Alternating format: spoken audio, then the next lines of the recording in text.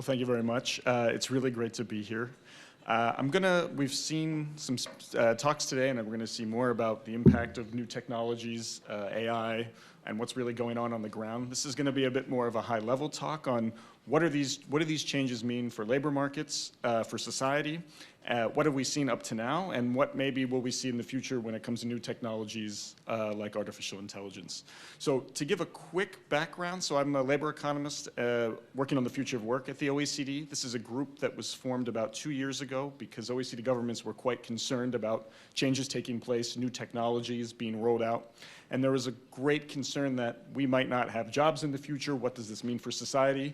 And so the group I've been working in has been doing research on this for 2 years. And just this past spring, a lot of this research came out in the form of the Employment Outlook. So what are we worried about? What's going on? It's not just the digital revolution. It's not just AI, although it's a big part of it. Robots are a big part of what's going on. In the past 15 years, the robotics penetration in OECD economies has more than tripled. The price has fallen to the point where in most manufacturing industries and specifically wealthier OECD countries, you see that robots are actually cheaper to run than paying a line production worker. Populations are aging. The amount of workers that are there to support retired workers are dwindling, and there's a big concern of how are we going to support social safety nets and social security programs going forward.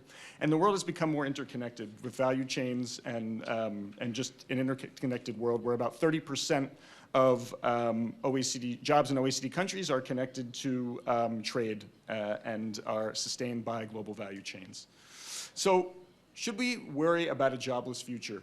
This is something that I'll touch on in a second, but the short answer is probably no, but there will be big changes. So as you can see here, over the past 20, 30 years, we've seen a large drop in manufacturing jobs, about 20% across OECD countries, and an actually larger rise in services. This need not be a bad thing, but when you think about manufacturing jobs, these were jobs that were really good jobs and supported middle-class workers who maybe didn't have a high education and higher skills. And so these changes are ongoing, and what you see here is the change in the employment structure across OECD countries. So that gray bar in the middle you see there, that's all pointing downwards. That's the share of jobs that were firmly in the middle of the wage distribution. So think manufacturing jobs, manufacturing workers. They've basically continuously disappeared due to automation and new technology. Whereas jobs at the bottom end, low-skill service jobs have increased, and then jobs at the top of the wage distribution, so high-skilled jobs, jobs in tech, engineering, management, law, health, have proliferated.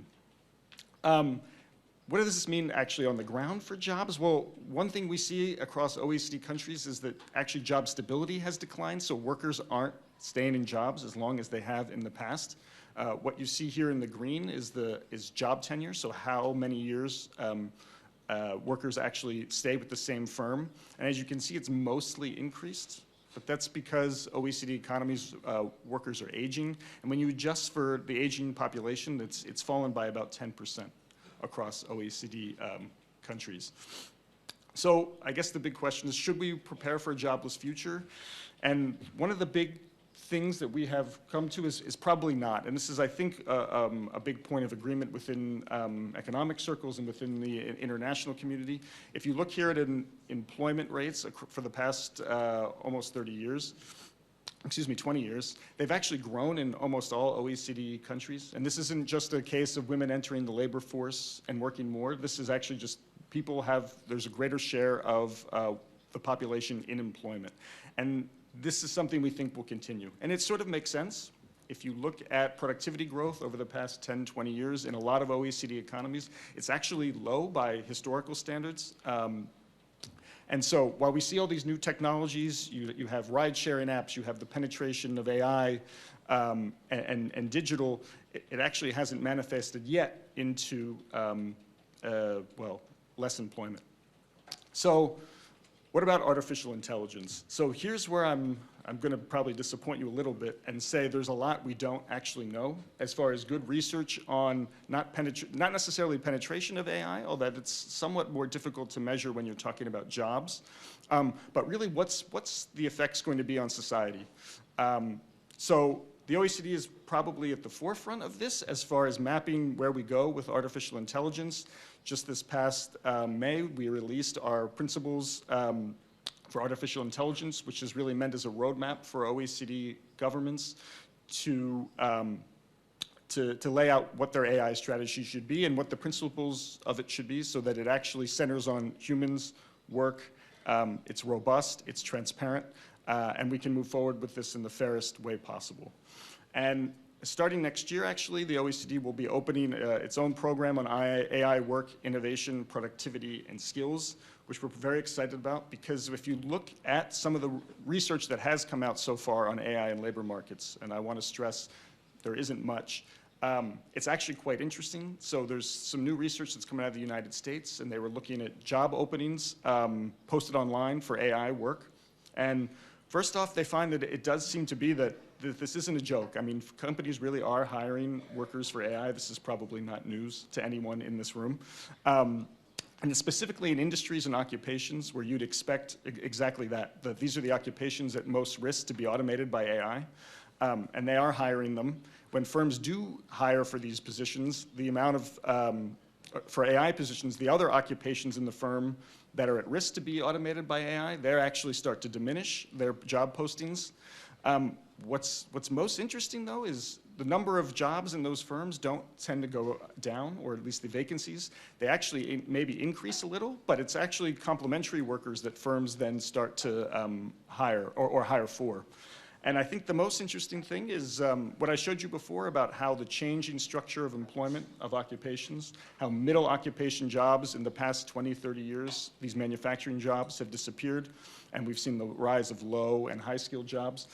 This maybe isn't going to be the case with AI. The jobs that most are at risk are the ones at the top, the high wage, at the ones that require the most skills, and it actually might be the most helpful for workers with the least amount of skills as they are complements to these high-skilled workers. So this is something, excuse me, that we'll be working on going forward. One thing to keep in mind, and one thing that we continue to work on both with AI and with ICT technology and changes on the labor market, is there will be the policy directions. And I'm not going to get into all of them right now, but it's important to understand that while we see these changes, they don't necessarily portend or are really any different than changes we've seen in the recent past. What does change is, as I said, who's affected, and can government policies and labor market institutions keep up with the changes we see? So that means labor market regulation. How do you classify workers that are on apps, that are, say, driving for Uber, that fall into a gray area with their employment, that traditional employment relationship that I work for a company starts to fray with technology, and in this case. What happens with social protection? So disability insurance, health insurance in some countries, retirement insurance that's often, in most OECD countries, it's linked to your job and being a formal employee, as I just said. How do those systems need to change in order to accommodate the changes we see due to technology? Power imbalances is a big part. Workers that find themselves working on apps or small supply chain suppliers, they might not have the same bargaining power as workers that are, again, in this traditional employment relationship. So that needs to change as well. And then finally, skills is a big part of this, both skills for younger generation to be able to take advantage of new technologies and hold those jobs, but also retraining for workers that are affected by new technologies whose jobs are made redundant. How do you make sure that they have the skills to quickly retrain and move into good jobs, whether in the same company or a different one? So I'll stop here. I want to thank everyone and obviously look forward to questions after. Thank you.